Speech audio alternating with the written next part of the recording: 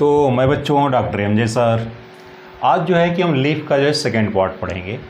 First part में हमने पढ़ा है कि लीफ क्या होता है, लीफ के जो है कितने पार्ट्स होते हैं और उसके क्या जो है मेन कैरेक्टर्स होते हैं, उसका हमने स्टडी कर लिया है।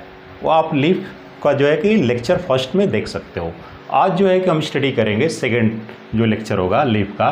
इसमें आज हम पढ़ेंगे कि वीनेशन क्या होता है और लीफ के कितने प्रकार होते हैं, यानी टाइप्स ऑफ लीफ देखेंगे। और एक टर्म और पढ़ेंगे फिलोटैक्सी, यानी 3 जो है कि टर्म आज हम स्टडी करेंगे। तो चलो हम स्टडी करते हैं सबसे पहले कि वीनेशन क्या है। तो वीनेशन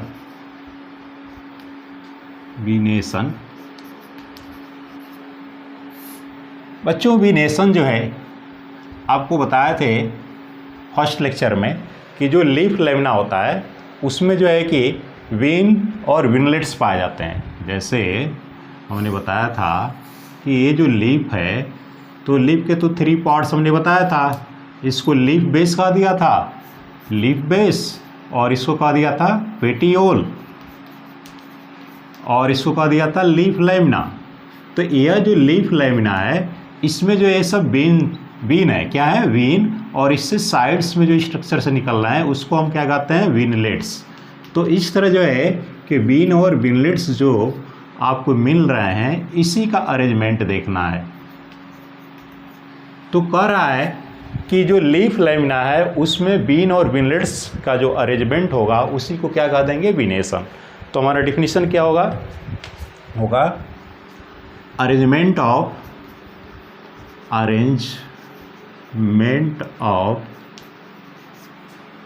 वीन्स and winlets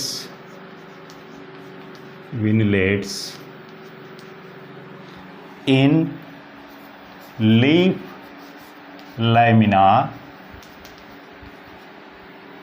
is called venation. तो बच्चों हमारे ख्याल से वीनेशन समझ गए आप, यानी जो लीफ लेमिना है उसमें जो वीन और विनलेट्स का अरेंजमेंट होता है उसी को क्या कहते हैं, वीनेशन कहते हैं। अब वीनेशन ये 2 तरह का होता है। तो टाइप्स ऑफ वीनेशन अगर देखा जाए तो वीनेशन कितने तरह का होता है बच्चों, 2 तरह का। टाइप्स ऑफ वीनेशन पढ़ा जाए तो ये 2 टाइप्स होते हैं। जैसे अगर इसको हम कैटेगरी के रूप में दिखाएं, वीनेशन हमने कर लिया इस तरह, इसका 2 कैटेगरी कर लीजिए। एक जो होता है आपको बच्चों वह होता है आपका पैरेलल वीनेशन।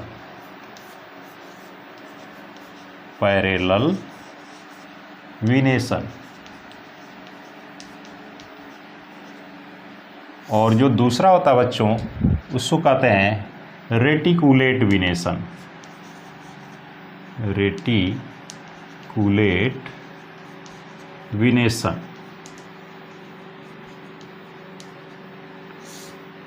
अब एक पैरेलल वीनेशन क्या होता है, तो पैरेलल वीनेशन में बच्चों जो वीन और विनलेट्स होंगे वह एक दूसरे के पैरेलल होंगे। यानी इसमें जो लीफ होगा आपका ना, जो लीफ होगा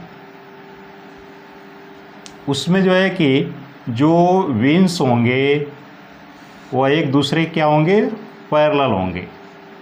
आए समझ में? तो क्या लिखोगे, in this vein and विनलेट्स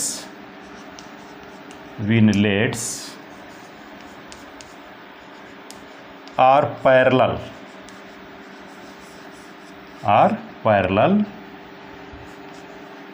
to each other. यानी बीन्स जो होंगे वो एक दूसरे के पैरेलल होंगे, या विनलेट्स होंगे तो वह एक दूसरे के पैरेलल होंगे। तो in this vein and veinlets are parallel.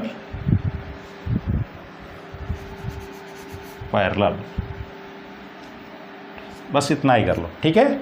इसका एग्जाम्पल क्या होता है बच्चों, तो यह जो है कि मोनोकाट जो लीफ होता है उसमें पाया जाता है, मोस्ट ऑफ द मोनोकाट। तो most monocot leaf monocot leaf में जैसे आप कहा जाएगा पैडी आ गया, धान आ गया, पैडी हो गया, आज समझ में, फिर हीट हो गया, गेहूं हो गया, और भी एग्जाम्पल होंगे इसमें, ठीक है। इसमें मक्का भी आ जाएगा, मेज, ETC कर सकते हो, आज समझ में। तो इस तरह बच्चों इसमें मोस्ट ऑफ द मोनोकाट आते हैं।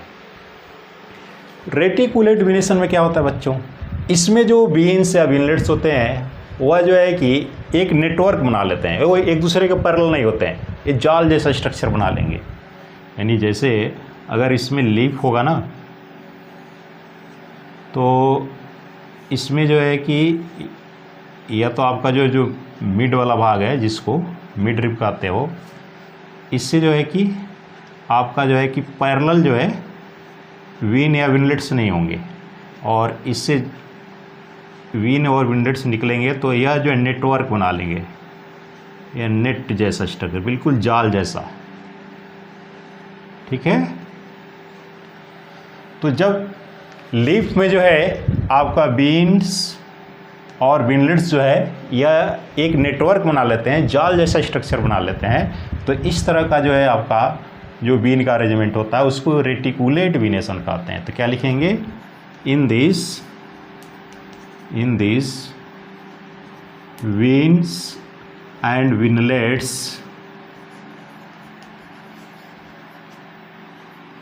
form नेट लाइक स्ट्रक्चर, जाल जैसा नेट लाइक स्ट्रक्चर। तो आपको याद होना चाहिए बच्चों, इसमें जो है कि बीन और विनलेट्स क्या बनाते हैं, नेट यानी जाल जैसा स्ट्रक्चर बना लेते हैं। इसका एग्जाम्पल जो होता है मोस्ट ऑफ द डाई काट, क्या लिखोगे, मोस्ट ऑफ द डाई काट। डाई काट में मुख्यतः, डाई काट जानते हो बच्चों, ऐसे पौधे जिसके सीड में कितने कार्टिलेडन होते हैं, 2 कार्टिलेडन। तो मोस्ट ऑफ द डाई काट कर दोगे लीव। जैसे इसमें कुछ दिखा दे रहे हैं, जैसे आप मैंगो कर सकते हो, मैंगो लीफ, ऐसे में पीपल बनियान, ठीक है, गुआवा, बनियान कर सकते हो बच्चों, बनियान ट्री हो सकता है, जामुन भी हो सकता है, बनियान, ETC कर सकते हो। तो यह बच्चों जो है आपका जो है कि डाई काट में जो है पाया जाता है। मैंगो है, मस्टर्ड भी कर सकते हो, बहुत मस्टर्ड, तो याद रखिएगा यह जो है कि मोस्ट ऑफ द डाई काट प्लांट में पाए जाते हैं।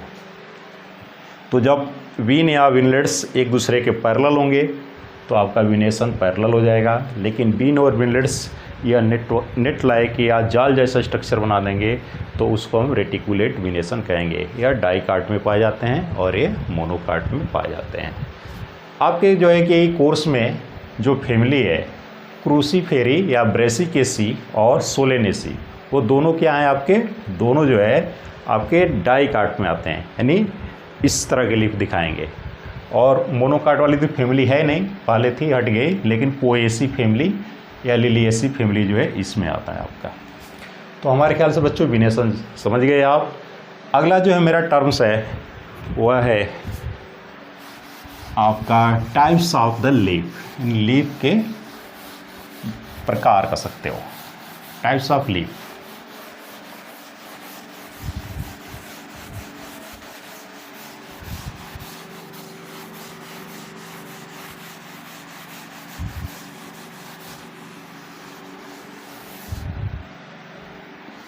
तो टाइप्स ऑफ लीफ देखा जाए बच्चों ना, ऑफ लीफ, तो यह भी 2 तरह होते हैं। कितने तरह होते हैं, 2 टाइप्स कर सकते हो, 2 टाइप्स।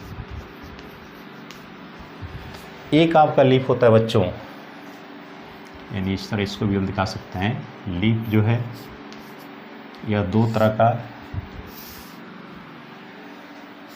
एक लिख सकते हो सिंपल लीफ, सिंपल लीफ, और दूसरा जो होता है बच्चों वो होता है कंपाउंड लीफ।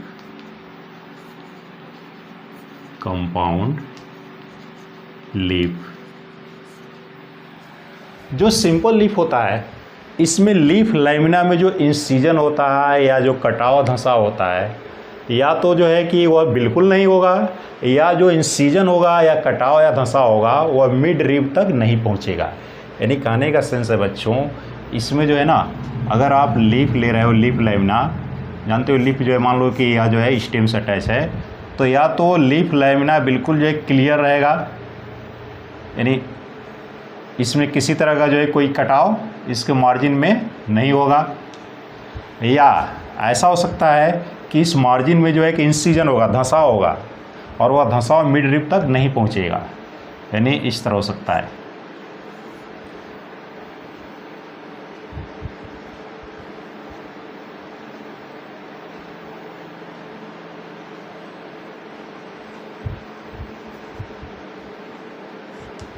देख रहे हो बच्चों, इसमें जो है कि आपका जो है लीफ लैमिना का जो मार्जिन है इसमें किसी तरह कोई जो है कट पिट नहीं है, बिल्कुल स्मूथ है। और यहाँ पर क्या है, मार्जिन में थोड़ा सा धंसा हुआ है, इंसिजन हुआ है, लेकिन वह धंसाव जो है मिड रिब तक नहीं पहुँचा है। इसको क्या कहते हो बच्चों? मिड रिब कहते हैं। क्या कहते हैं? Mid rib. तो क्या डिफिनीसन दोगे? अगर जो है कि लीफ लैमिना में कोई इंसिजन नहीं है या इंसिजन भी है तो वह जो इंसिजन जो है वह मिड रिब को टच न करे तो उसको कौन सा लीफ कहोगे? Simple leaf. तो लिखोगे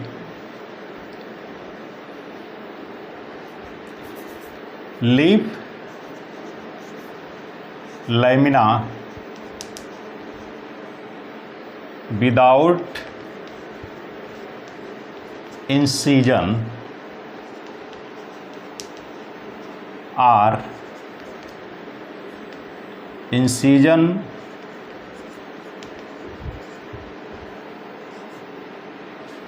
do not touch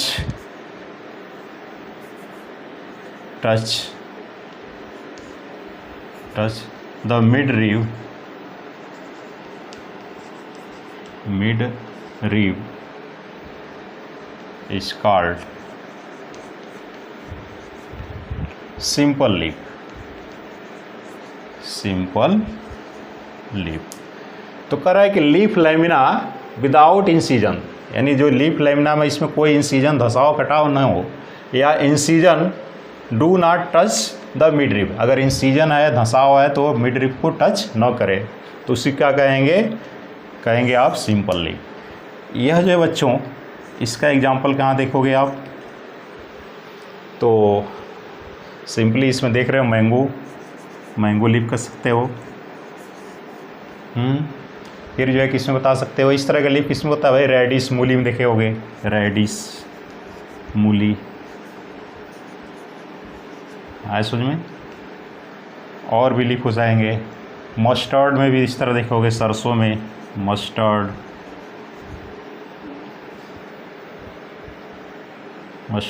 ETC।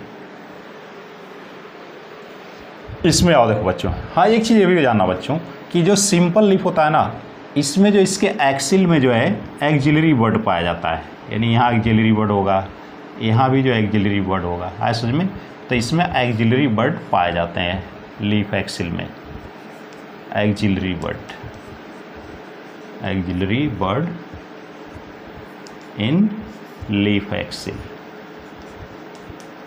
तो याद रखिएगा ये भी होते हैं, ठीक है।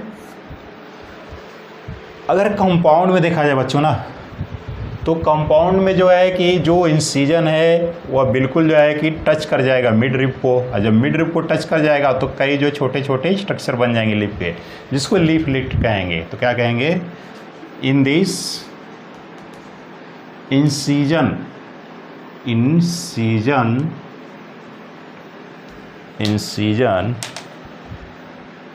reached to mid rib and forms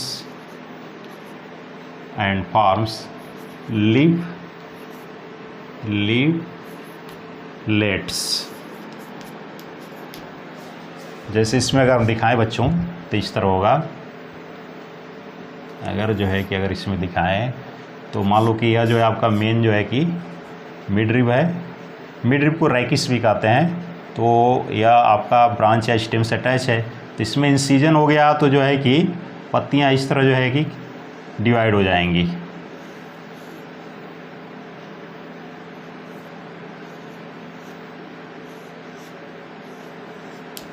देख रहे हो बच्चों, ये सब क्या है? लीफलेट्स हैं। ये क्या है?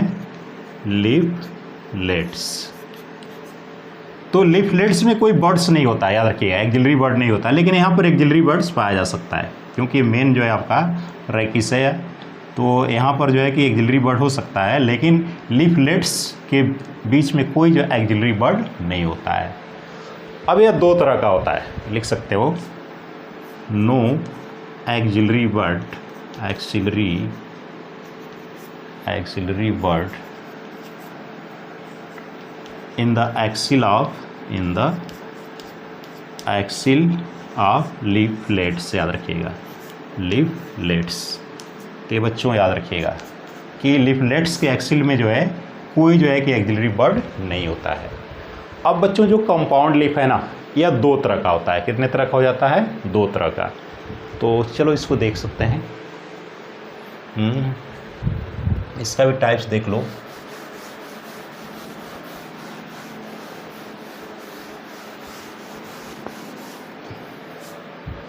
जो आपका कंपाउंड लीफ है, कंपाउंड्स,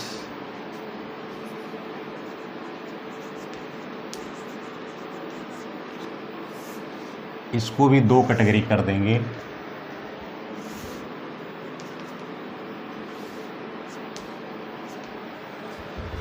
कंपाउंड में एक होता है बच्चों, ये कर सकते हो पिन्नेट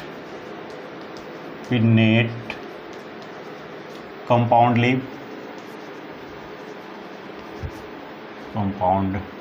लीफ, और दूसरा होता है बच्चों पामेट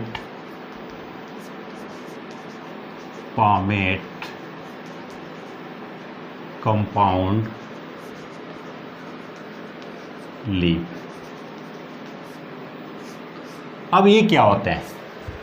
तो पिन्नेट में जो होता है ना बच्चों, इसमें जो है कि जो आपका यह मिड रिब या रैकिस है, इसको हम कहते हैं, यह जो आपका है रैकिस या इसी को मिड रिब भी कहते हैं। तो कह रहा है कि इसमें जो लीफलेट्स होते हैं वह जो है रैकिस के डिफरेंट जो है कि पार्ट से एराइज होते हैं।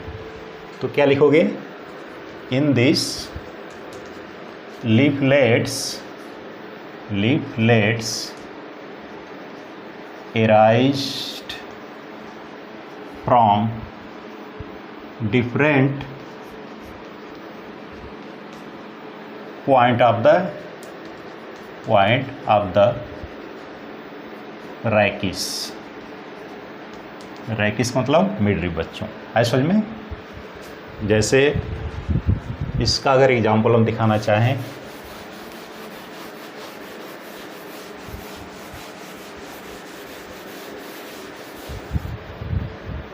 तो यानी इस तरह होगा। मान लीजिए कि ब्रांच है या स्टेम है, इससे लीफ जो है इससे जो है मिड रिब निकला और जो है कि इंसीजन हो गया तो लीफलेट्स बनेंगे। तो कह रहा है कि डिफरेंट जो है कि पॉइंट से, यानी जो ये रैकिस है इसके डिफरेंट पॉइंट से जो है लीफलेट निकलेंगे। एक यहाँ से निकल गया तो फिर एक यहाँ से निकलेगा, फिर यहाँ से निकलेगा। ठीक है, यहाँ से दिखा सकते हो, इस तरह दिखा सकते हो। मान लो ऊपर जो एक ही इस तरह सिंगल है। तो इस तरह का स्ट्रक्चर्स बच्चों आपको मिलेगा देखने को।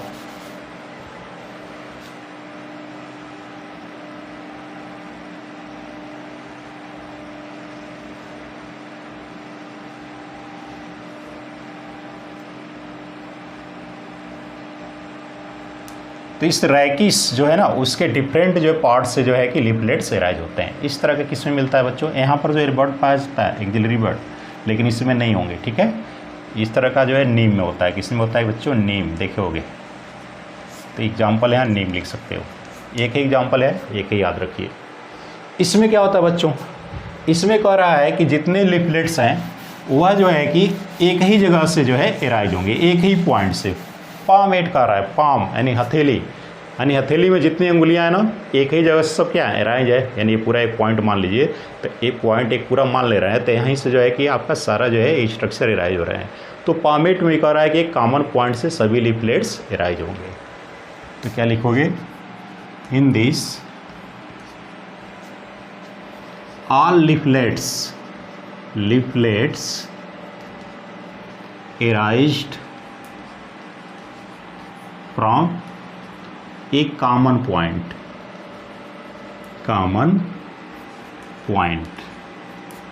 या आता है tip of the petiole, tip of the petiole, क्योंकि बुक में दिया है, तो भी आपको याद रखना होगा बच्चों। जैसे इसमें देख रहा है, इसमें आपका मान लीजिए कि ये ब्रांच है, इससे जो है कि यह राइकिस निकल गया मिड रिब, तो इसी के जो है कि एक कॉमन पॉइंट से, ठीक है, यहीं से जो है कि चारों तरफ लीफ निकलेगा, लीफलेट्स निकलेगा बच्चों, इधर भी निकल गया, इधर भी, ठीक है। तो इस तरह लिफलेट्स जो है कि एक ही पॉइंट से चारों ओर निकल रहे हैं। तो जब चारों ओर जो है कि एक ही पॉइंट से लिफलेट निकलेंगे तो उसको हम क्या कहेंगे पामेट कंपाउंड लीफ। यह एग्जांपल है आपका बच्चों इसका कॉटन सिल्क। तो एक ही एग्जांपल है, याद रखना होगा। तो हमारे ख्याल से बच्चों आपको समझ में आ गया होगा कि पामेट क्या होते हैं और पिन्नेट। पामेट का मतलब एक कॉमन पॉइंट से सभी लिफलेट्स को निकालना है। पिन्नेट में जो है कि जो आपका रेकिस होगा उसके डिफरेंट पार्ट से जो है लिफलेट को निकालना होगा। यहाँ भी जो है कि आपका एक्सिलरी बर्ड हो सकता है, लेकिन इनके बीच एक्सिलरी बर्ड नहीं होगा। तो तुम्हारा हो गया जो है कि लीफ के टाइप्स, सिंपल और कंपाउंड लीव्स के